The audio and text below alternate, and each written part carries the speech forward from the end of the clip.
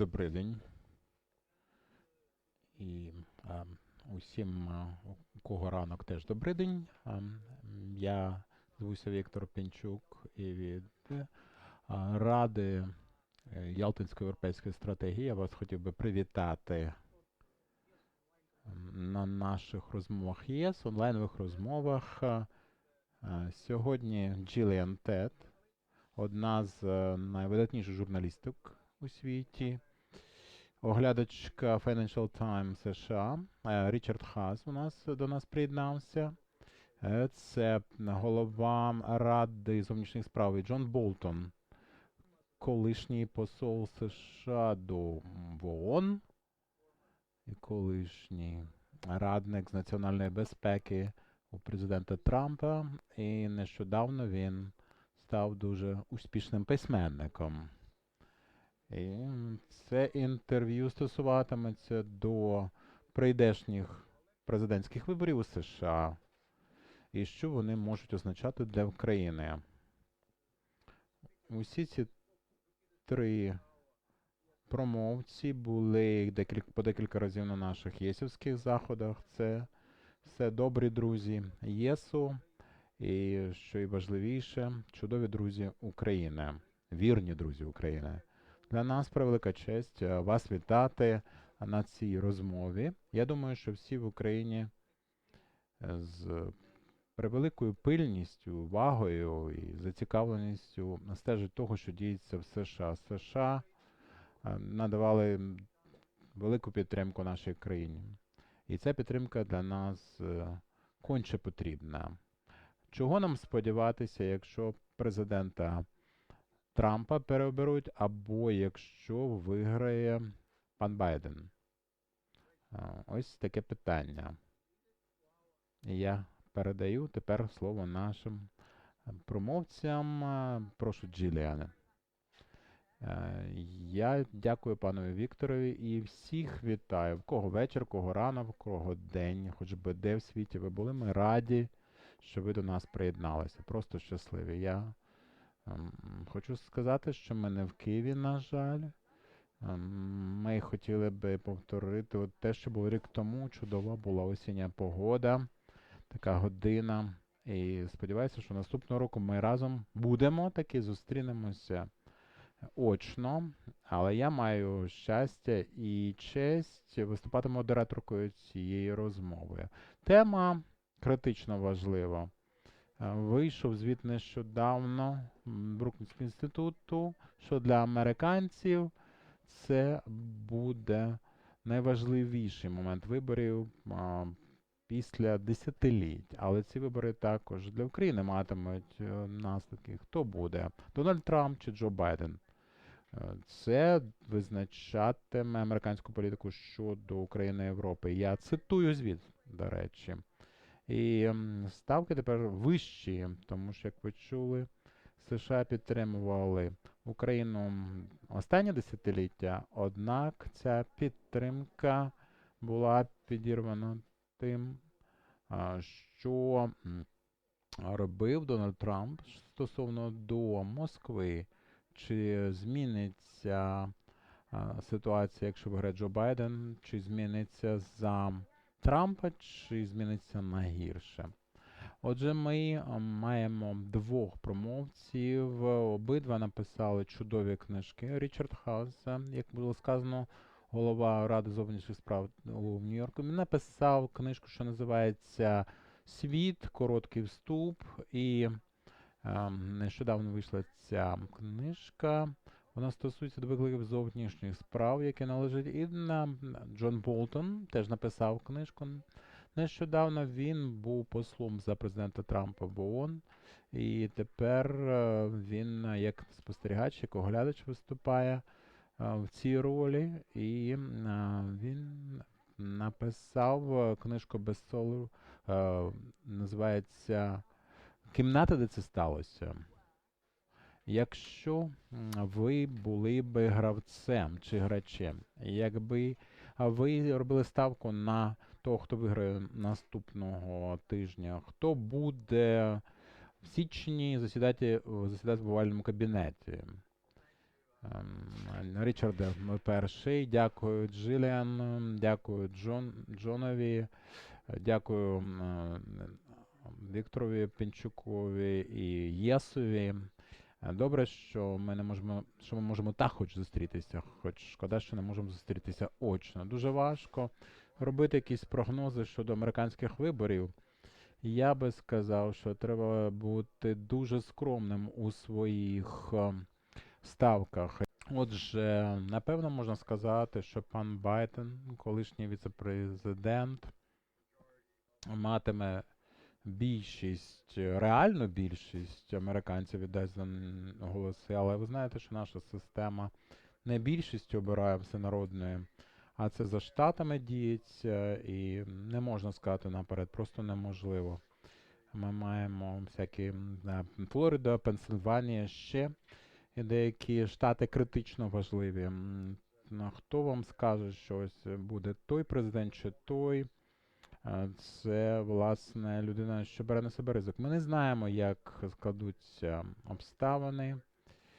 Це буде найбільший прихід виборців, може, день 10 на 10 мільйонів більше, ніж будь-коли ми мали. Отже, у Флориді багато років тому ми бачили вже прецедент, коли вибори поставлені під сумнів по кількох штатах. Верховний суд уже дожидає з цього і готується. Я не уникаю питань, звичайно, я радо відповідаю на те, на що можу відповісти. Але як чесний інтелектуал можу сказати, що ми не знаємо, бо відсоток виборців і кількість штатів, що дадуть перевагу, будуть невеликі. І далі будуть юридичні якісь процеси, щоб поставити під сумнів, оскаржити. І штат Флорида, безперечно, підтримує Байдена. Наступного вівторка підтримує Джо Байдена. І ми бачимо, що це, так би мовити, простягається в майбутнє якось. Можна і далі говорити, але ось таке моє бачення. Може, насамкінець скажу, що тепер пан Байден трошечки переважає, можна сказати, навіть в лапках, так мовити, фаворит з невеличкою перевагою, з форою невеличкою. Але тепер економічні новини нові з'явилися сьогодні, які будуть наслідки, ми не знаємо. Тиждень у політиці це довгий час, і тут ми маємо тут і 4-5 днів вже як вічність здаються за теперішніх обставин. Такі вони склали. 4-5 годин, можна тепер сказати. І я з вами погоджуюся.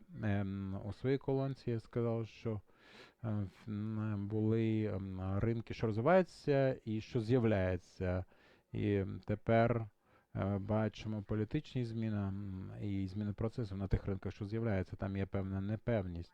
На розвинених ринках тільки політична непевність. Тепер Америка все рік і політичну непевність, і процесуальну непевність має. І це зовсім інакше показано Америці. Пане посол Болтон, якби ви робили ставку, то на кого поставили б і з якою певністю?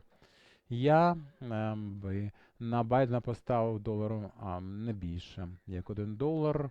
І як сказав Річард, я думаю, що він має слушність. Розмова і аналіза, власне, опитувань громадської думки в теперішній Америці. Там, власне, ми бачимо 2016-го, я пам'ятаю, були вибори 2016 року, і ніхто не думав, що не виграє Гіларі Клінтон, і навіть сам табір Трампа. І потім у людей були розчервонілі обличчя, і люди не знають, як пояснити таку рахубу. І я бачу, що Байден веде перед на національному рівні по ключових головних штатах є деякі опитування, що показують, що Трамп може по деяких штатах виграти з невеличкою перевагою. І ми побачимо, що хтось має слушність, хтось не має. А хто саме, ми не знаємо. Хтось із деякі з цих опитувань не сумісні з деякими іншими. Але не так воно буде, як, скажімо, Вибір затримується, тому що там треба обробляти багато бюлетенів. Не буде хаосу через такі обставини в США. Всі вибори проводяться на місцевому, на рівні штату, і кожен штат, кожне графство має свою процедуру. І вони мають законні умови. Якщо ви програли 80-20, ви не можете поставити під сумнів. І тут десь піввідсотка чи відсоток може дати.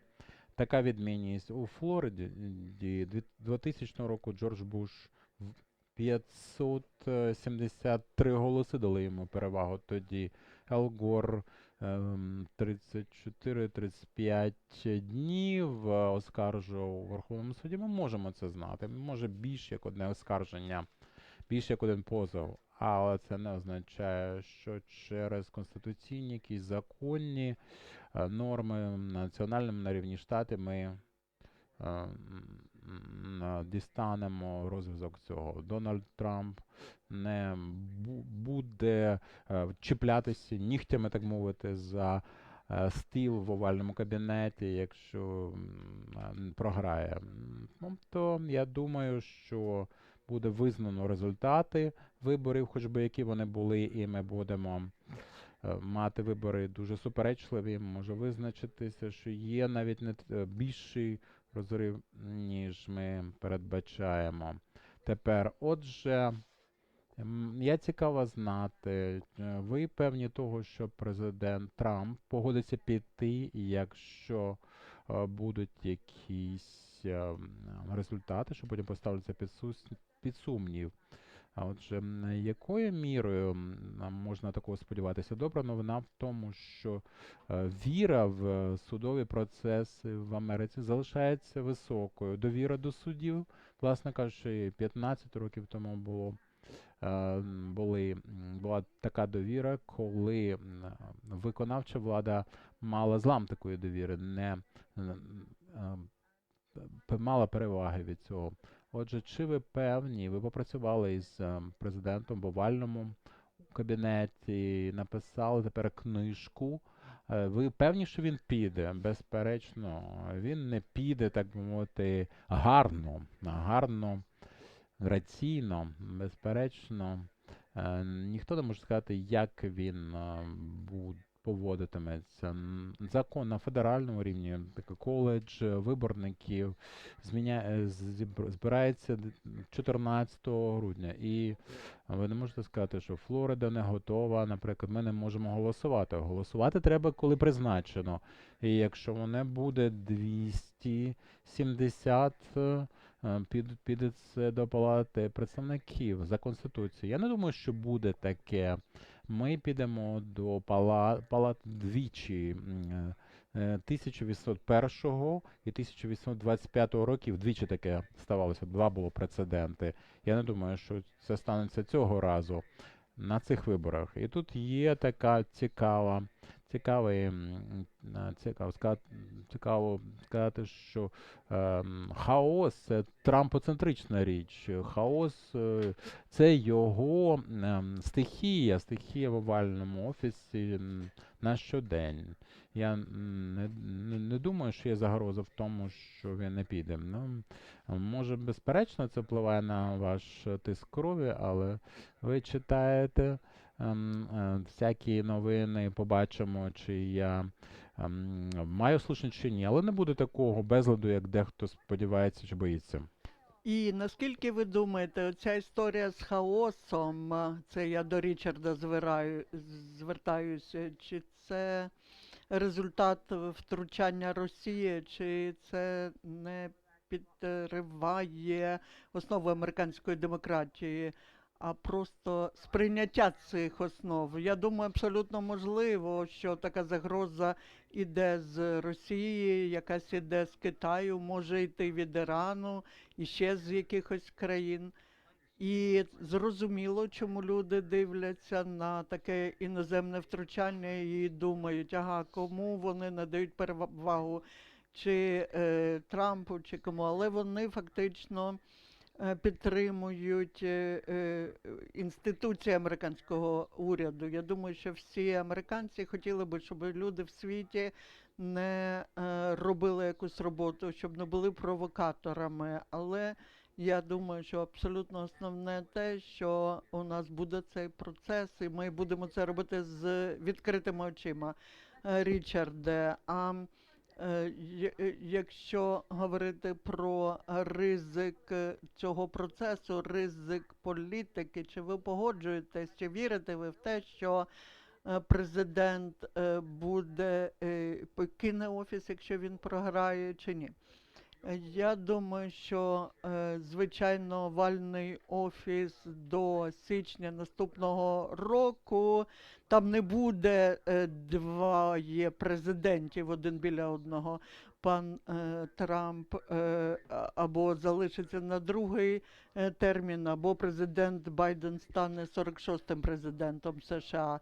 І це залежить від того, наскільки односторонні є ці вибори. Я думаю, що якщо там буде невелика різниця, то може бути поставлено під сумнів результати. Звичайно, це Флорида, Пенсильванія, декілька інших штатів, які є вирішальними. Є також небезпека, що може бути розрив в результатах 3 листопада, в день виборів, але далі, що буде відбуватися в наступні дні, якщо говорити про ті голоси, які прийдуть поштою чи чимось, може бути і до суду дійти, хто буде.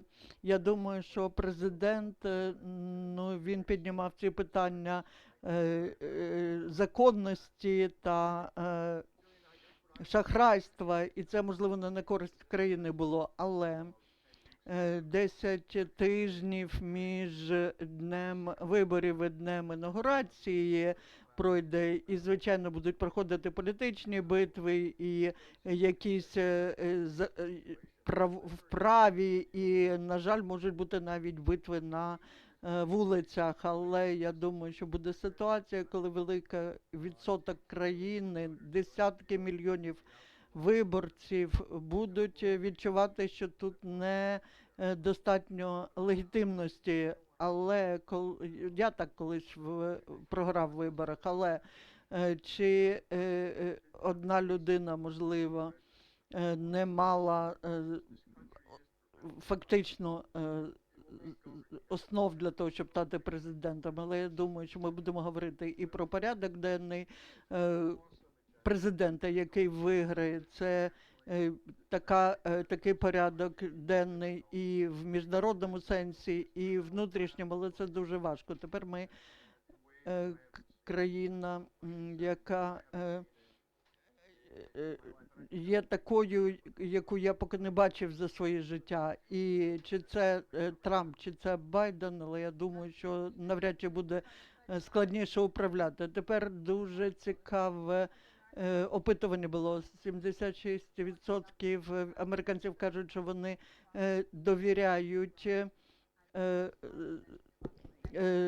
довіряють законодавчому органу, і 35% довіряють, тобто юридичному, 35% законодавчому, перепрошую. Але давайте повернемося до того, що буде в результаті. Давайте розпочнемо з того, що трапиться, якщо знову виграє Дональд Трамп. Я хочу вас попросити, пане Болтон, якщо Трамп знову виграє, він знову не має звертатися до виборців. Він подумає, що у нього є фактично свобода робити в 2 рази більше того, що він робив. Чи в такому контексті, як ви думаєте, чи він більш дружньо буде ставитися до Путіна, потенційно визнаючи, що Росія контролює Крим, вихід з НАТО, і буде фактично подвоювати всі свої погляди в політиці і, можливо, він буде якось змінювати цей курс. Чого можна очікувати, пане Болтон? Я думаю, найважливіше, що нам потрібно зрозуміти, що Дональд Трамп не має філософії, він не консервативен, він не ліберал, він Дональд Трамп, він не думає стратегічно, він не думає навіть про політики, стратегії, як ми це думаємо в Вашингтоні, він думає про якісь транзакції інстинктивно, емоційно, і він думає про те, як це буде впливати на його власний імідж. Перший його термін, коли було сфокусована увага на питання виборів в національній безпеці, знову і знову його рішення не були засновані на зважуванні за та проти певних альтернатив політики. Він думав про те, як це буде виглядати наступного ранку в новинах. І в багатьох випадках я побачив, що це було можливо правильно робити якісь аргументи, давати йому, щоб він говорив про якісь певні речі. Але йому не потрібно думати про перевибору, йому потрібно думати про свій імідж, він так вважає. І багато людей в Штатах, які підтримують Трампа, вони думають, що у другому терміні вони побачать продовження того, що бачили в першому, але я думаю, це неправильно, він стає все більше непрогнозованим і більше навіть небезпечним. І тому вперше в своєму житті я не буду голосувати за кандидата від республіканців на пост президента. І тому я думаю, що дуже багато є обмежень, особливо в сфері закордонних справ, якщо він отримає другий термін. Тому я думаю, що під загрозою знаходиться і майбутнє Альянсу, і також Південна Корея, Японія, Україна. І взагалі цей регіон, я дуже-дуже занепокоєний тим напрямком, куди все може піти. Я гадаю, що більшість найжахливіших речей, які трапилися в Україні, це було через те, що Трамп фактично це не через якусь вину України, а через те, що Трамп робив в внутрішній політиці Америки. І українські політики під час другого терміну Трампа або адміністрації Байдена, вони, я думаю, повернуться до того, щоб мати просто нормальні стосунки з США. Це треба робити просто так, як це робилося нормально. І я думаю, що також буде менше людей, яким будуть зацікавлені йти в другий термін Трампа. Я маю на увазі людей високої якості, і це буде мати вплив на зовнішню та оборонну політику. І як була в Білому домі декілька місяців після того, як обрали президента Трампа, і ми отримали інтерв'ю за 30 секунд в офісі президента. Я запитала про Північну Корею, і це питання було начебто з нікуди. Це була така імпровізація, і це було зовсім інше у порівнянні з тим, що я раніше бачила в Білому домі. Чи погоджуєтесь ви, Річарде, що ставки дуже високі, що ми побачимо абсолютно непрогнозований і таки не дуже сильну адміністрацію, якщо знову буде обраний Трамп, які будуть нераціональні рішення приймати, особливо по відношенню до НАТО. Джон і я, ми відомі, що ми не завжди погоджувалися, якщо подивитися на минуле наше. А сьогодні ми абсолютно погоджуємося. Не знаю, чия репутація постраждає більше від того. Також ми досить дорослі вже, щоб пам'ятати Голдвотера і Джонсона, і це було більше вже 50 років тому. І тоді казали, що це вибір ехо. І нам здавалося, що тоді це були такі дуже дивні вибори в Штатах, тому що були дуже великі неузгодженості між цими двома кандидатами. І я би сказав, що це кліше, але кліше дуже часто буває правдивими. Ці вибори також дуже важливі для США і внутрішньо, і зовнішньо. І це такі вибори, які будуть мати наслідки і для всього світу, тому що дійсно світ не голосує на тих виборах, але він на світ впливають результати виборів. І я думаю, та ідея, що Дональд Трамп нормалізує, так би мовити, все, то люди його віку, можливо, так думають, але після виборів він знову таки буде призначати якихось експертів, але я думаю, що нульові шанси, що він стане більш таким традиційним президентом. Є ще одне питання. Навіть якщо б він виграв, а навіть якщо Сенат би став демократичним, за нашою Конституцією у президента все одно є можливість робити те, що він хоче, в зовнішній політиці особливо. І тому я думаю, що це буде достатньо не адміністрація вільна, так би мовити, і також, можливо, буде все прискорено, і Штати будуть відходити від союзників, але в основному Штати більш-менш одноголосно з усіма діяли. Штати будуть продовжувати тримати дистанцію від багатонаціональних організацій, альянсів, договорів, інституцій. Тому я думаю, що що би не існувало в світі, який розвивався після Другої світової війни, і багато чого залежало від США, але я думаю, багато з цього буде тепер під великим тиском. Ми намагаємося поговорити про Байдена. Річарде, мені цікаво, якщо Трамп знову виграє і хтось, як ви, коли-небудь повернеться в адміністрацію Дональда Трампа. Ага. Я зустрічався з президентом під час кампанії 4 роки тому, і не знаю, чому він і ми фактично більше години провели, і мені стало зрозуміло, що наші філософії по зовнішній політиці не співпадають. І я прийняв рішення, що я повернуся, і мені пощастило, я працював і в адміністрації Картера, Рейгана, і в адміністраціях обох президентів Буша. І останній Буш, коли це з Іраком все відбувалося, я просто пам'ятаю все це. І я потім подумав, що я буду робити це тільки для людини, з яким я абсолютно в основному погоджуюсь. Не повністю погоджуюсь, я вже доросла людина. І я подумав, що не можна добре слугувати президенту, якщо ви не погоджуєтесь з більшістю речей. І я зустрічався з паном Трампом, коли він був кандидатом, і ми не погоджувалися про багато питань, і тому я подумав, що я буду менш ефективним представником його, і я не можу себе побачити, чесно кажучи.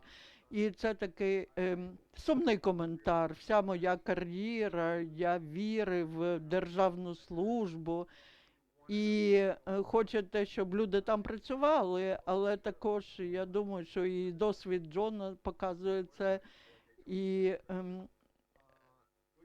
гарні люди можуть іти туди, але гарна порада, вона гарна, якщо люди готові прийняти цю пораду.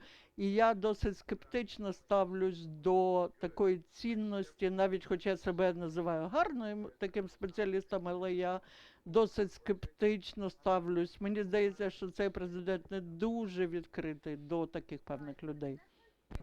Отже, два питання. Перше, що буде, як виграє Байден? І що йому слід робити, що він зможе зробити? І далі, який вплив ці вибори в США матимуть на внутрішні обставини України? Перше, можливо, перемога Байдена. Ось він сидить у січні у Білому домі. А яка буде від того різниця, Річарде, в політиці? Що він може робити, що він буде робити? Президент Байден Треба пам'ятати одну річ. Він може віддавати перевагу якійсь політиці, але приходиш до кабінету овального і успадковуєш країну і ситуацію, обставини. Там будуть усякі дуже важкі завдання. Нав'язливі COVID-19, безробіття, політичні розриви, расові м, розриви. Отже, було би важко сказати в такому контексті, що змога буде зробити. Пан Байден належить до тої традиції практично всіх, від Трумена до Обами, американських президентів. Це альянс американців, а не зіткнення різних груп і грання на тому. Я думаю, що він захоче повернутися до певних інститутів і багатьох наших зв'язків і союзів, альянсів. Відновиться робота по таких місцях, безперечно. Внутрішні проблеми дещо обмежуватимуть змогу зосередитися на зовнішніх справах, але треба все ж таки зовнішні справи поліпшувати. І це не вимагає часу чи зусиль якихось надзвичайних, щоб повернутися до колишніх угод. Дуже багато з них це дипломатичні угоди, що немає досконалості з певних причин. Можна повернутися 2015 це з Іраном, ядерні всякі угоди, ВООЗ, Всесвітня організація охорони здоров'я. А всі інстинкти його, всі його наміри будуть на тому векторі, що треба якось традиційну, таку повоєнну, по Другій світовій війні, політику США зовнішню відновити, поставити на своє місце. Я дуже співчуваю цьому і підтримую. Я думаю, що це конче потрібна річ, але недостатня ще умова. Цього буде досить, мені здається. Отже, пане посол, після того, що сказав Річард, що треба робити президентові Байденові, і що він зміг зробити, і що він справді робитиме. Отже, і уявімо собі, що будуть якісь нагоди йому працювати. Отже, це для мене дуже тяжка тема, вона покаже, який я буду пригнічений у ніч виборів. Сподіваюся, що висплюся і не страждатиму надмірно. Якщо брати по американському, Байден за вмовченням це лівоцентричний демократ типовий такий, він давно вже у зовнішніх справах і знається на цьому. І багато з того, що він хотів би зробити, волів би зробити, можна передбачити доволі легко. Йому не сподобається, може, таке порівняння, але він буде Волон Хартингом. 100 років тому він на 1920 року повернення до нормальності. Це його було гасло. Багатьма сторонами, з багатьох оглядів, Байден – це повернення до демократичного бачення демократичної партії, того, що таке нормальність. Я можу не погодитися з конкретною певної шкоди, що заподіяв Дональд Трамп нашим зовнішнім справам. Я думаю, репутація все ж таки друга і союзника в особі США дуже-дуже великих збитків зазнало. І я думаю, що це можна залагодити доволі швидко. Навіть якщо демократ з зовсім інакшою політикою може це легко зробити і швидко.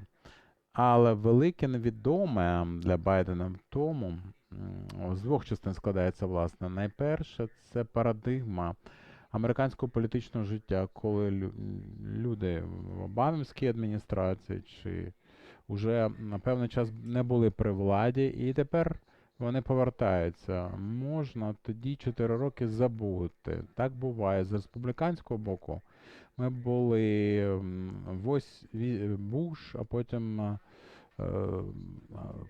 Клінтон, із Буш ми повертаємося і думаємо, що це, а ми просто починаємо робити те, що вчора облишили. Ні, так воно не буде. Зовнішня політика, небагато її обговорювали цієї кампанії, немає відчуття того, як Байден і його команда, хто там буде, як вони до цього достосуються. І друге, це ще й більше невідоме, на мою думку.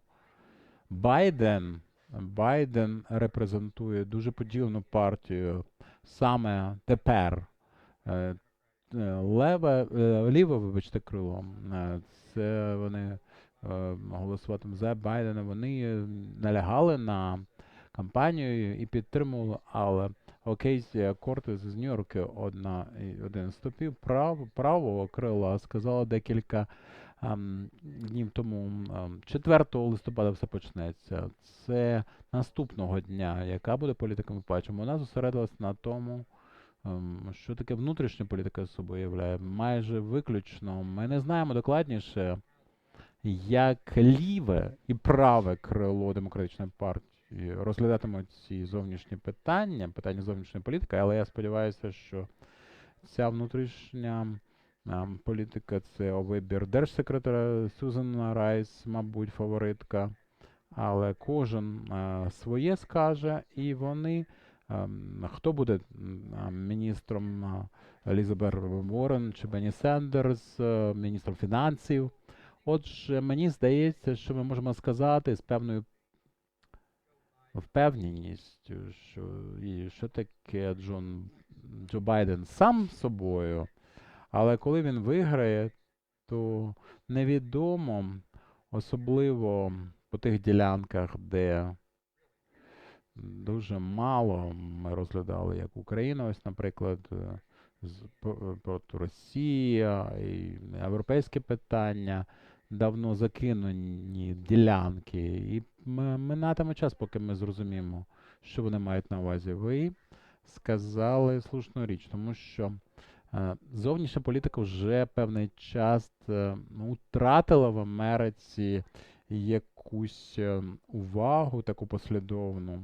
І союзники по всьому світі дуже турбуються з цього приводу. Річарде, отже, були у вас дискусії з приводу того, що таке, що треба робити, чого не зробити б щодо України не слід було би. Ми повертаємося до нормальності, але чи це означає, що адміністрація США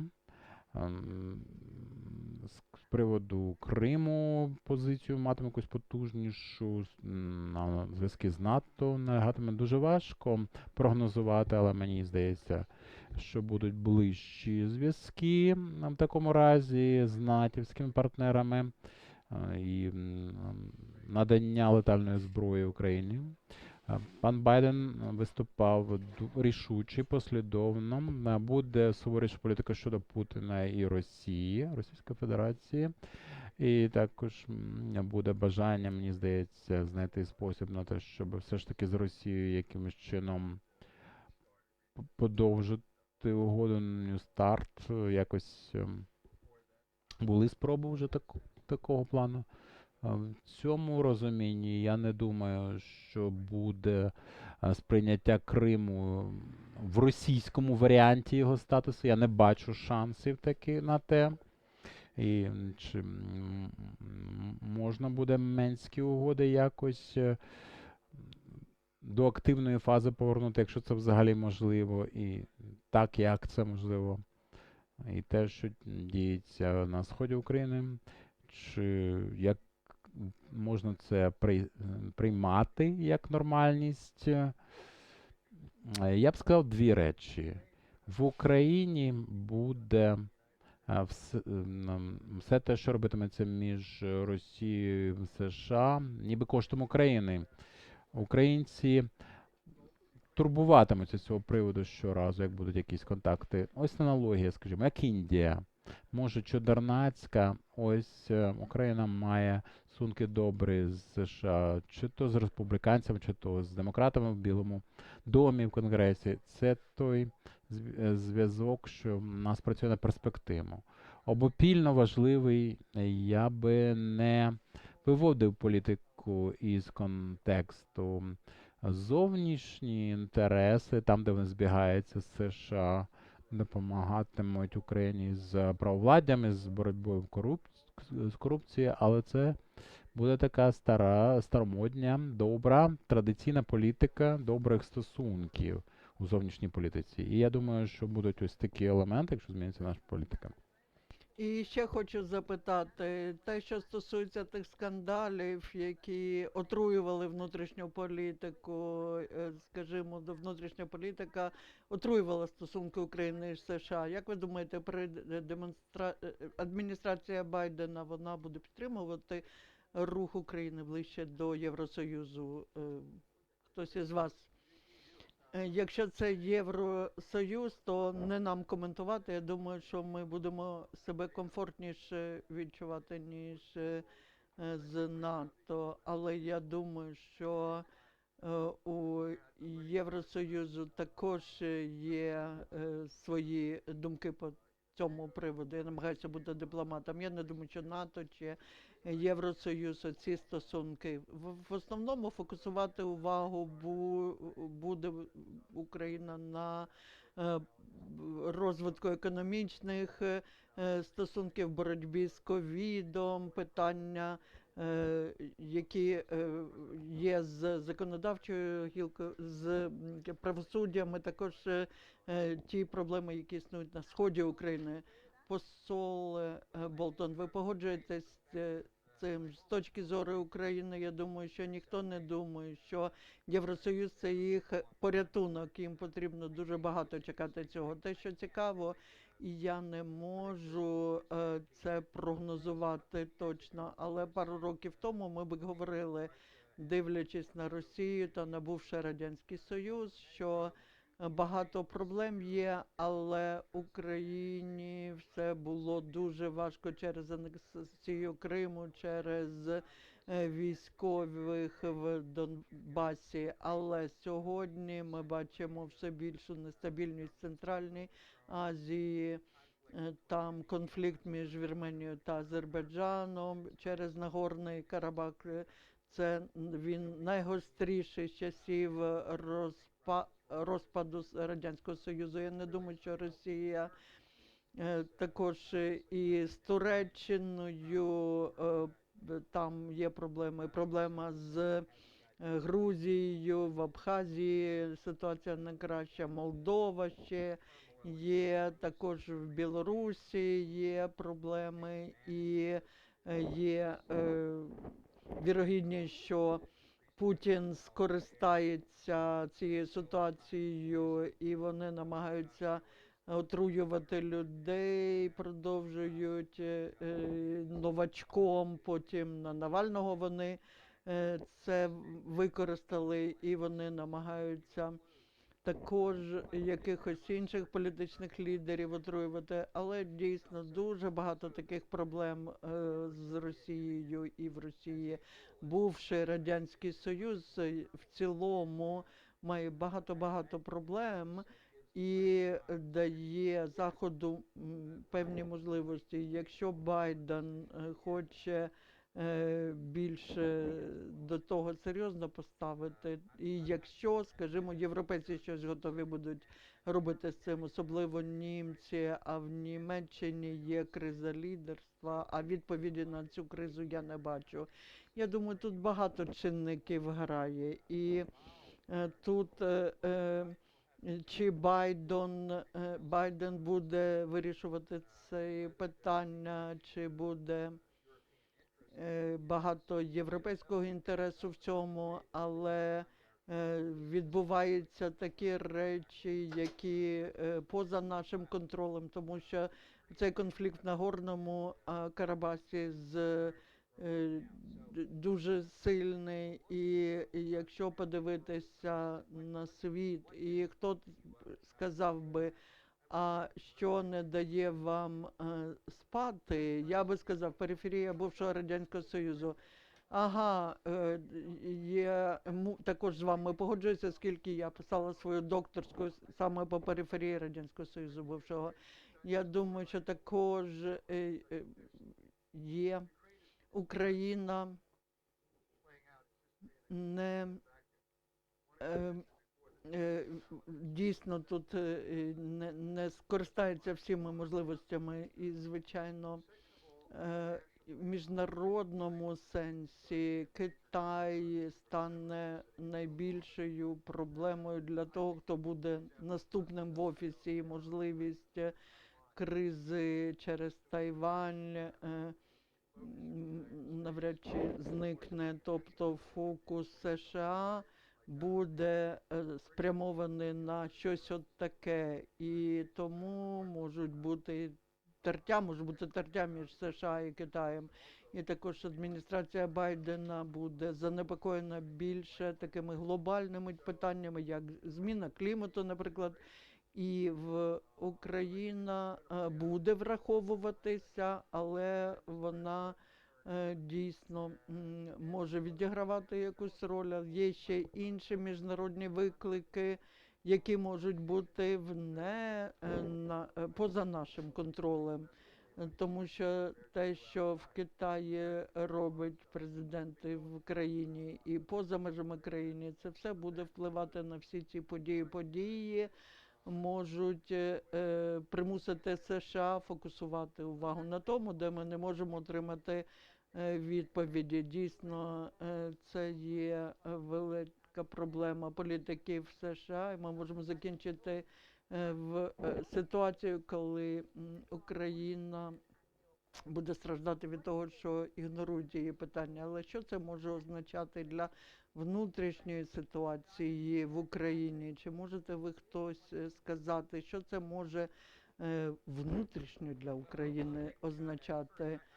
Я гадаю, що коли президент Зеленський був обраний, було зрозуміло для нас, ми сиділи як спостерігачі в Вашингтоні, і ми розуміли, що громадяни вважають, що викорінення корупції – це великий пріоритет.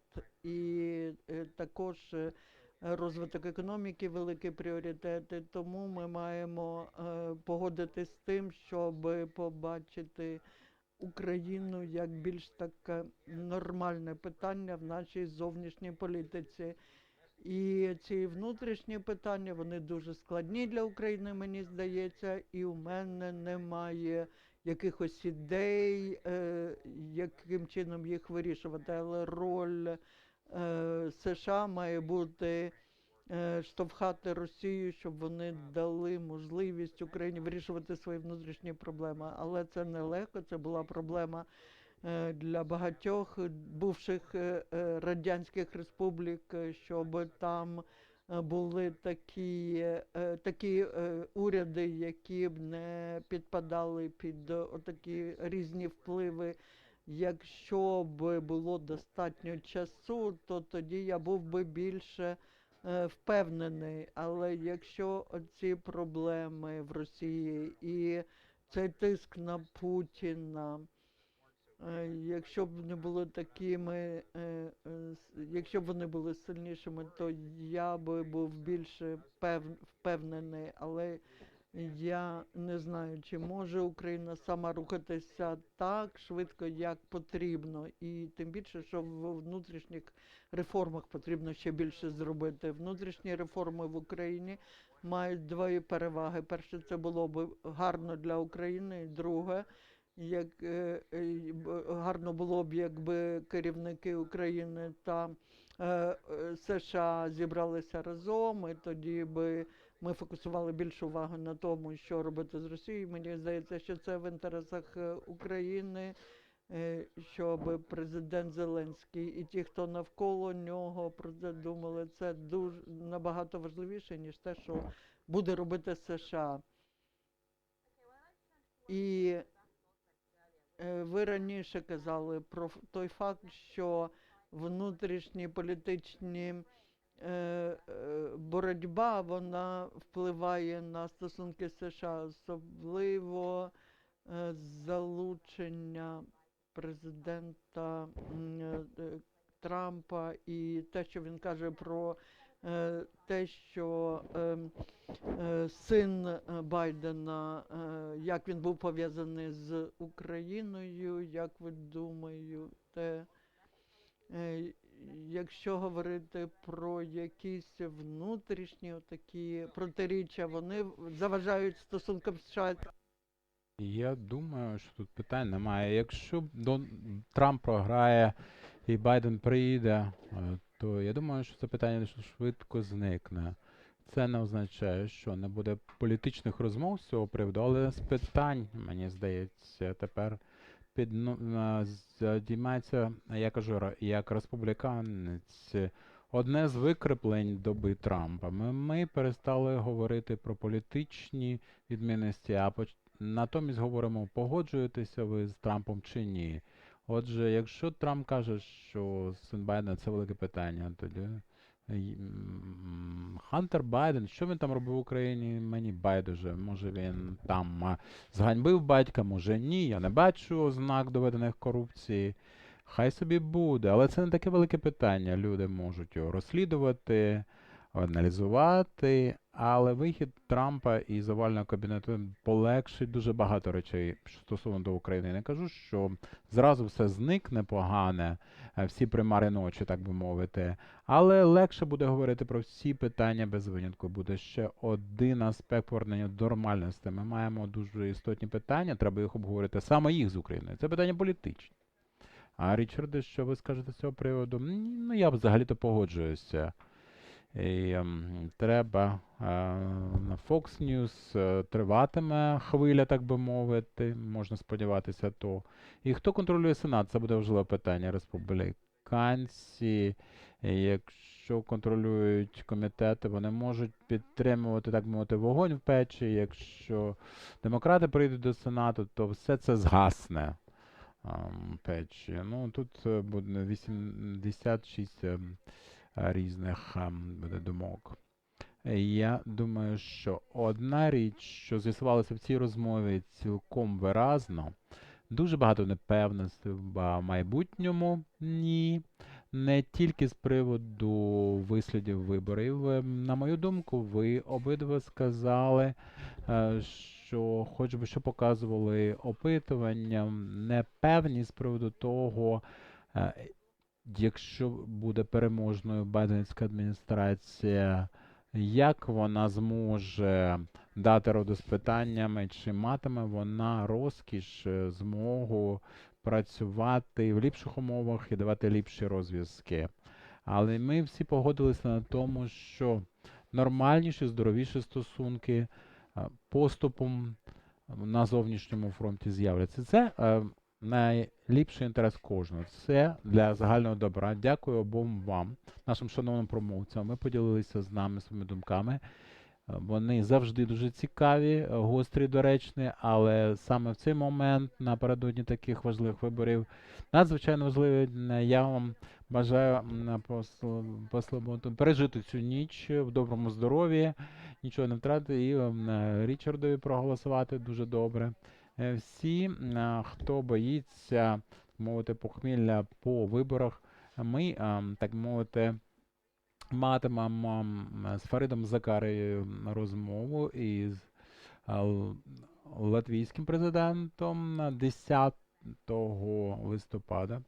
Якщо ви хочете подивитися нашу розмову, вона буде в соцмережах, буде на YouTube. І мені залишається тільки сказати, що я всім дякую тим, хто до нас приєднався із глядачів, і подякувати нашим чудовим ораторам, обом, нашим надзвичайно обізнаним експертам. І хоч би де ви були, хай вам щастить і залишайтеся здоровими. Дякую, дякую.